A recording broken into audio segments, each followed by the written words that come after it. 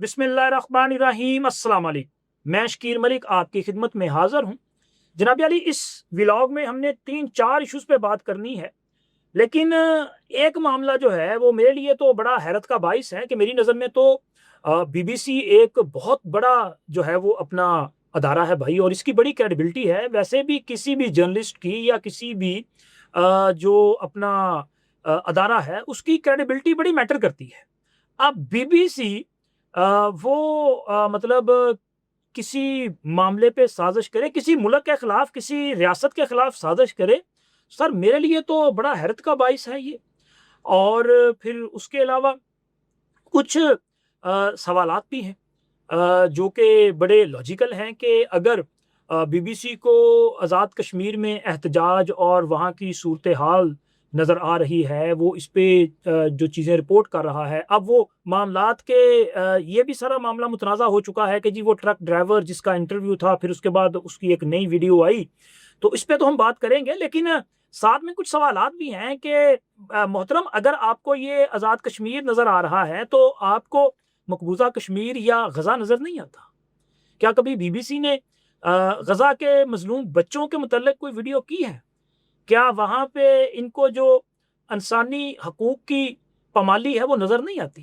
मतलब कुछ हैं मामलात, इन पे भी हमने बात करनी है। लेकिन जनाब अली, उससे पहले अफ़गानिस्तान में एक बड़ा हमला हुआ है। अफ़गानिस्तान में एक अफ़गान तालिबान का मिलिट्री बेस है। वैसे तो वहाँ उनकी फ़ौज-वौज तो नहीं है, सारे दहशतगर्द इसी तरह के मिलिटेंट ही हैं।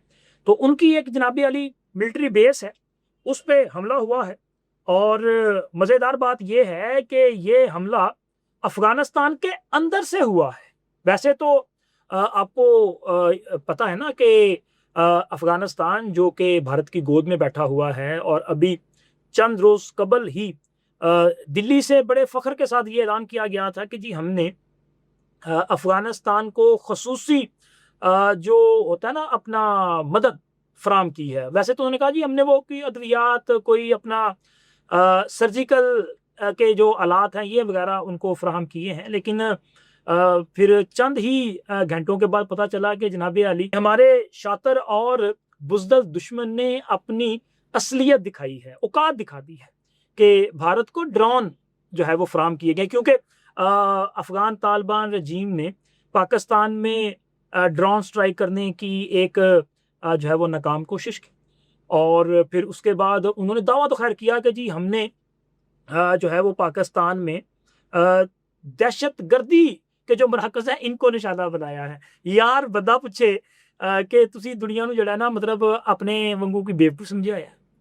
मतलब अफ़गानिस्तान जो कि एक सर्टिफाइड जनाब अली दहशतगर्द रियासत है, और ये बात मैं नहीं कह रहा, अक़वामे मुत्तहिदा कह रही है, यूएनओ कह रही है, पूरी दुनिया कह रही है कि कम से कम 20 से ज़्यादा जो दहशतगर्द तंजीमें हैं ये अफ़गानिस्तान से ऑपरेट कर रही हैं, और ये सब कुछ अफ़गान तालिबान रजीम की नाक के नीचे हो रहा है। बल्कि सर उनके इशारों पे, उनकी अशीर बात से हो रहा है, क्योंकि अफ़गान तालिबान रजीम इस वक्त भारत की चीफ प्रॉक्सी है और पूरी दुनिया में दहशतगर्दी को एक्सपोर्ट करने की जिम्मेदार है। वो अफ़गानिस्तान कहता है कि हमने पाकिस्तान में दहशतगर्दी के मराकज़ पे कार्रवाई की है। और मराकज़ कहाँ है दहशतगर्दी के? सर अफ़गानिस्तान में, कुन्नड़ में, खौस्त में, पख्तिया में, पख्तिका में, इवन के काबुल में दहशतगर्दी के मराकज़ हैं। सर कंधार में दहशतगर्दी के मराकज़ हैं, बल्कि कंधार में खुद अफ़गान तालिबान रजीम ने ही एक टीटीपी के मरकज़ पे छापा मारा और वहाँ से कम उम्र बच्चों को बाजियाब करवाया है। ये जो बच्चे बाजियाब हुए हैं ना, इन बच्चों का ताल्लुक अफ़गानिस्तान से है। ये अफ़गान बच्चे हैं जिन्हें अफ़गानिस्तान के मुख्तलिफ इलाकों से अगवा किया गया, और अगवा करने के बाद इन्हें ये जो वहाँ पे दहशतगर्दी की नर्सरियाँ हैं, कैंप हैं, तरबियती मराकज़ हैं, यहाँ पे रखा जाता है। ये यहाँ पे मौजूद थे कंधार में, और कंधार अफ़गान तालिबान का हेडक्वार्टर है, मुल्ला हैबतुल्लाह का मरकज़ है। وہاں پہ ٹی ٹی پی کے تربیتی کیمپ میں یہ بچے موجود تھے۔ ایک تو ظاہر ہے ان کی جو ہے وہ ذہن سازی کی جا رہی تھی، یہ خودکش بمبار تیار کیے جا رہے تھے، اور پھر جناب علی یہ نام نہاد اسلام کے جو ٹھیکیدار بنتے ہیں، یقین مانیں انہیں تو اسلام کے بنیادی اصولوں کا بھی علم نہیں ہے۔ یہ انتہائی غلیظ، گندے اور گھٹیا لوگ ہیں۔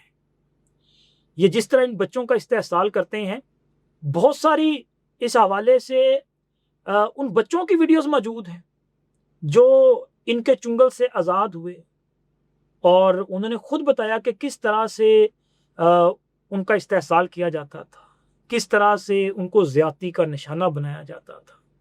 اور یہ اتنے بدبخت ہیں کہ یہ مساجد کو جو ہے وہ اپنی حرام زدگیوں کے لیے استعمال کرتے ہیں، اور ویسے یہ جناب علی دعویٰ کرتے ہیں، کلیم کرتے ہیں کہ جی ہم اسلام کے بڑے ٹھیکیدار ہیں، بڑے دعوے دار ہیں، حالانکہ ان کو اسلام کا رتی برابر علم نہیں ہے۔ تو یہ افغان طالبان رجیم کی طرف سے قندھار میں کارروائی کی گئی ہے، وہاں پہ یہ سارا کچھ ہوا ہے۔ اور پھر جناب علی افغانستان کے اندر مختلف جو گروپس ہیں وہ بھی ایکٹیو ہیں۔ ابھی ہم نے کل ہی آپ دوستوں کو بتایا تھا کہ افغانستان کے صوبہ بدخشاں میں حالات یہاں تک پہنچ چکے ہیں کہ کابل کا کنٹرول جو ہے وہ بالکل ختم ہو چکا ہے، اور ان کے اپنے ہی ایک کمانڈر ہیں مولوی جمعہ خان فاتح، انہوں نے بغاوت کر دی ہے، ان کا وہاں پہ مکمل کنٹرول ہے، اور وہاں پہ جناب نہ تو ان کا کوئی اور کمانڈر جانے کی جرت کرتا ہے، بلکہ ان کے وزیر دفاع ملا یعقوب کو کہا گیا تھا کہ آپ جائیں۔ ان کے آرمی چیف جو ہیں ان کو بھی کہا گیا کہ جی آپ ذرا جائیں اور ان کو جا کے سمجھائیں۔ سر ان کا جو آگے سے جواب آیا ہے نا، انہوں نے کہا کسی کی جرت ہے تو آؤ۔ سر انہوں نے باقاعدہ طور پہ اعلان جنگ کیا ہے، مولوی جمعہ خان فاتح نے اعلان جنگ کیا ہے کہ اگر کوئی بدخشاں میں آئے گا تو زندہ واپس نہیں جائے گا۔ اور معاملہ کیا ہے؟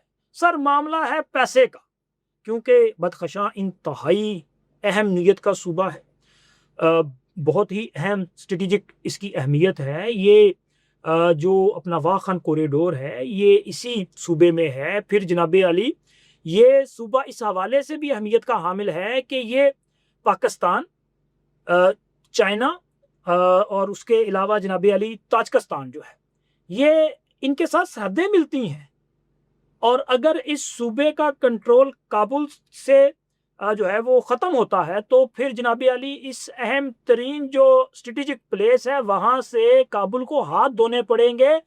اور ویسے بھی اس وقت جتنی تیزی کے ساتھ افغانستان میں تبدیلیاں آ رہی ہیں، وہاں پہ جو مختلف مزاحمت کار گروپ ہیں وہ ایکٹیو ہو رہے ہیں، تو افغان طالبان رجیم یہ تو صرف قندھار اور کابل تک محدود ہوتی ہوئی دکھائی دے رہی ہے، کیونکہ ایک طرف بدخشاں کی صورتحال، دوسرا جناب علی افغانستان کا صوبہ ہے لغمان، اور یہاں پہ ایک ایئر بیس ہے، ملٹری ایئر بیس، ویسے ان کی ملٹری نہیں ہے، وہ ان کے جنگجو وغیرہ ہی ہیں جناب علی۔ ایک ایئر بیس ہے جو پہلے کبھی نیٹو اور امریکہ اس کو استعمال کیا کرتے تھے، لیکن ان کے جانے کے بعد پھر ان کے قبضے میں ہے۔ یہ ایئر بیس ہے نور علم بابا ویلی۔ یہاں پہ افغان فریڈم فرنٹ کی طرف سے جو ہے وہ ایک بڑا حملہ کیا گیا ہے، اور اس کی ذمہ داری بھی انہوں نے قبول کی ہے، اور یہ اتنا شدید حملہ تھا کہ یہاں پہ اب تک کی جو اطلاعات سامنے آئی ہیں ان کے مطابق بڑی تباہی ہوئی ہے، اور اس حملے میں افغان طالبان رجیم کے کرندے اور کمانڈر جو ہیں ان کے مارے جانے کی اطلاعات سامنے آ رہی ہیں۔ اور پھر اس کے علاوہ جناب دو معاملات جو ہیں وہ تحریک انصاف سے متعلقہ ہیں۔ ایک تو تحریک انصاف کے ایم این اے ہیں اقبال افریدی صاحب، جن کے صاحبزادے نے پاکستان کا بلو پاسپورٹ سرنڈر کیا ہے اور انہوں نے پولیٹیکل اسائلم فائل کیا ہے، اور انہی اقبال افریدی صاحب کی اسمبلی کی رکنیت بھی معطل کی گئی تھی، کیونکہ یہ بڑی جو ہے وہ بدزبانی کرتے ہیں، کبھی یہ اسمبلی اسٹاف کے ساتھ لڑائی کرتے ہیں، کبھی یہ صحافیوں کے ساتھ لڑائی کرتے ہیں، اور اگر کوئی نہ ملے تو پھر تحریک انصاف کے اپنے ہی اراکین اسمبلی کے گریبان پکڑ لیتے ہیں، اور ان کی انہی حرکتوں کی وجہ سے پہلے اسمبلی رکنیت معطل ہوئی، پھر اس کے بعد تحریک انصاف کی پارلیمانی پارٹی نے ان کی جو رکنیت ہے وہ معطل کی ہے۔ اب ان کی رکنیت کی معطلی کے بعد جو کہ پارلیمانی پارٹی کی طرف سے کی گئی ہے، اس پہ جناب علی اقبال افریدی صاحب جو ہیں انہوں نے اس فیصلے کو ماننے سے انکار کر دیا ہے، اور انہوں نے کہا کہ جی وہ لوگ جنہیں کہ جمعہ 8 دن ہوئے ہیں پارٹی میں آئے ہوئے، وہ میری رکنیت معطل کریں گے۔ حالانکہ یہ جو پارٹی کا منشور ہے، یہ منشور تو میں نے بنایا ہے، میں نے وہ رؤف احمد اور دیگر لوگوں کے ساتھ بیٹھ کے اس کا ایک ایک لفظ جو ہے وہ میں نے تحریر کیا ہے، میں منشور بنانے والا ہوں، میں پارٹی کا بنیادی رکن ہوں، مجھے کیسے یہ نکال سکتی ہیں؟ تو ان کی کیا حیثیت ہے؟ حالانکہ یہ جناب اقبال افریدی صاحب جو ہے نا، سر اقبال افریدی صاحب کو تحریک انصاف کے ساتھ اپنی وفاداری ثابت کرنے سے پہلے پاکستان کے ساتھ اپنی وفاداری ثابت کرنی چاہیے۔ میں تو یہ کہوں گا کہ ابھی تک ان کے خلاف وہ کاروائی نہیں کی گئی جو کرنی چاہیے۔ سر ایک بندہ پاکستان کی پارلیمان کا رکن ہو اور وہ دعوے دار ہو کہ اس نے لاکھوں لوگوں کی نمائندگی کرنی ہے، ان کے ووٹ لے کے آیا ہے، اور اس بندے کی اپنے وطن کے ساتھ لائلٹی جو ہے وہ کوسچن مارک ہو، تو وہ ممبر کیسے ہے؟ نہیں سر، سب سے پہلے تو اقبال افریدی صاحب کو کسی اور معاملے کا جواب دینے سے پہلے اپنے بیٹے کے کرتوت پر جو ہے وہ جواب دینا چاہیے، اور انہیں بتانا چاہیے کہ ان کے بیٹے کو یہ بلو پاسپورٹ کیسے جاری ہوا۔ اگر بلو پاسپورٹ کے اجرا میں اقبال افریدی صاحب کا کردار ہے تو پھر جناب علی ان کو یہ بھی علم ہوگا کہ وہ پاسپورٹ کس مقصد کے لیے حاصل کیا جا رہا ہے، کیونکہ مقصد یہ تھا نا کہ آپ نے وہ پاسپورٹ لیا، آپ اس پاسپورٹ پہ ٹریول کر کے آپ گئے اور وہاں پہ جا کے آپ نے اس پاسپورٹ کو سرنڈر کر دیا۔ یہ انتہائی سنگین جرم ہے، یہ بغاوت ہے، یہ ملک سے غداری ہے۔ یہ صرف اس کے بیٹے نے غداری نہیں کی، یہ اقبال افریدی کی بھی ملک سے غداری ہے، یہ بھی ذمہ دار ہے، اسے اس معاملے پہ پوچھا جانا چاہیے۔ اور پھر وہ محترمہ شنتانا گلزار صاحبہ، ان کی وہ ایک ویڈیو میں نے دیکھی جس میں وہ ذکر کر رہی تھی کہ جی آپ نے ایسے بندے کو جیل میں ڈال دیا ہے، عمران احمد خان نیازی، کہ انہوں نے ایک بچے کو ایک بیٹ جو ہے اس پہ انہوں نے اپنا آٹوگراف دیا تھا، اور ایک ٹی شرٹ پہ انہوں نے آٹوگراف دیا تھا، تو انہوں نے کہا کہ جی وہ اتنا بڑا بندہ ہے یا اتنا بڑا برانڈ ہے کہ اس کی وہ جو اپنا آٹوگراف کی ہوئی ٹی شرٹ ہے نا، وہ تقریباً $5 ملین میں فروخت ہوئی ہے۔ $5 ملین مطلب کہ جی $50 لاکھ، پیسے نہیں بھائی، روپے نہیں، ڈالر میں وہ فروخت ہوئی ہے۔ اب جناب یہاں پہ سوال یہ پیدا ہوتا ہے کہ اگر واقعی عمران احمد خان نیازی صاحب کی سگنیچر کی ہوئی یا آٹوگراف ان کا جو ہے وہ اس کی اتنی قیمت ہے، اتنی اہمیت ہے، تو پھر یہ تحریک انصاف والے جو ہیں یہ مطلب بھکاری کیوں بنے ہوئے ہیں؟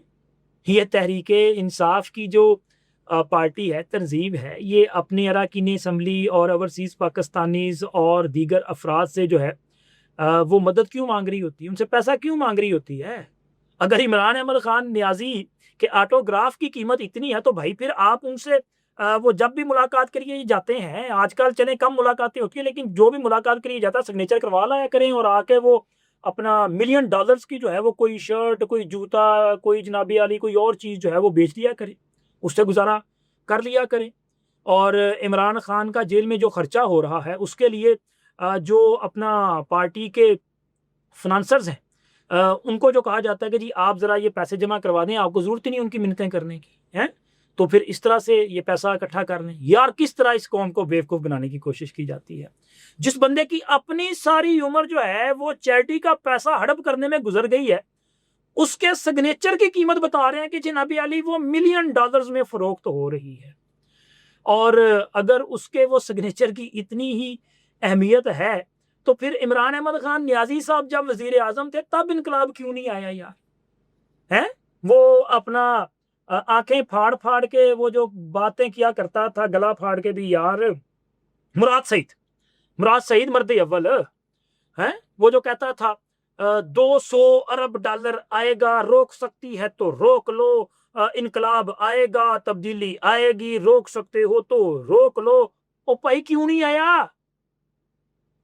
مطلب اگر وہ بندہ وزیر اعظم تھا اور لوگ اس سے اتنا عشق کرتے ہیں, اس کی ایک ٹی شرٹ جو ہے جس پہ صرف سائن کیے ہوئے ہیں اور وہ $5 ملین کی بک سکتی ہے, تو اس کے دور میں پھر جناب علی پاکستان کے قرضے کیوں نہیں اترے, قرضے ڈبل کیوں ہو گئے؟ اور وہ بندہ جناب علی نوسر بازوں کی طرح چوروں, ڈاکوؤں اور مافیاز کے ساتھ ڈیل کیوں کر رہا تھا؟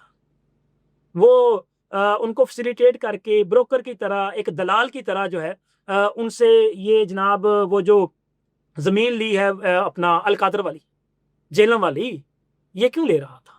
عجیب بات ہے یار ان کی. اور سر اب آتے ہیں کشمیر کے معاملے پہ, بی بی سی کے معاملے پہ. یار بی بی سی کے متعلق دیکھیں جو سٹوری انہوں نے کی نا, اس سٹوری کے بعد ایک تو پہلے ہماری حکومت کی طرف سے اس معاملے پہ ایک طرح سے نا تردیدی بیان آیا اور انہوں نے کہا جی یہ من گھڑت سٹوری ہے. پھر اس کے بعد ایک ٹرک ڈرائیور کا مبینہ قسم کا میں بولوں گا وہ انٹرویو سامنے آیا جس میں یہ کہا جا رہا ہے کہ جی بی بی سی کے رپورٹر نے پیسے دے کے اس سے یہ انٹرویو لیا ہے. یار سیدھی بات ہے, مطلب مجھے نہیں لگتا, میں چونکہ دیکھیں ایک پروفیشنل جرنلسٹ ہوں اور میں نے رپورٹنگ کی ہے, مجھے اندازہ ہے کہ رپورٹر جو ہے وہ کس طرح سے اپنے فرائض کی ادائیگی کرتے ہیں, اور بی بی سی جیسا ادارہ جو ہے وہ اس قسم کا کام کرے, میں یہ جو ہے وہ تسلیم نہیں کر سکتا. لیکن ہاں یہ ضرور ہے کہ بی بی سی کا پاکستان اور بھارت اور اسرائیل کے معاملات پہ میں سمجھتا ہوں کہ ڈبل سٹینڈرڈ ہے, کیونکہ آزاد کشمیر میں جو صورتحال ہے بڑی تشویشناک ہے, اور ہم تو چاہتے ہیں کہ آزاد کشمیر میں حالات جو ہیں وہ بہتری کی طرف جائیں. وہاں پہ انہوں نے جو رپورٹنگ کی اور انہوں نے جو کچھ دکھایا, میں اس پہ بات نہیں کرنا چاہتا. ہو سکتا ہے کہ انہوں نے کچھ چیزوں کو جو ہے وہ ذرا بڑھا چڑھا کے پیش کیا ہو, یا ہو سکتا ہے کہ ان میں کچھ چیزوں کے معاملے پہ ان کے ساتھ کسی نے کوئی غلط بیانی کی ہو. لیکن ایک معاملہ ضرور ہے یار, دیکھیں بی بی سی ایک بہت بڑا ادارہ ہے, اس کا بہت بڑا نام ہے, دنیا میں ایک نام ہے, اور بی بی سی کی جو نشریات ہے وہ بہت ساری زبانوں میں جو ہے وہ آ رہی ہوتی ہے. لیکن سوال یہ پیدا ہوتا ہے کہ یار بی بی سی کو یہ آزاد کشمیر کی صورتحال نظر آ گئی, اچھی بات ہے جی, کیا بی بی سی کو سری نگر میں جو مظالم بھارت کی طرف سے ڈھائے جاتے ہیں یہ کبھی نظر آئے؟ کبھی وہاں پہ کوئی اس طرح کی انہوں نے سٹوری کی ہے؟ کبھی انہیں غزہ کے مظلوم بچے نظر آئے؟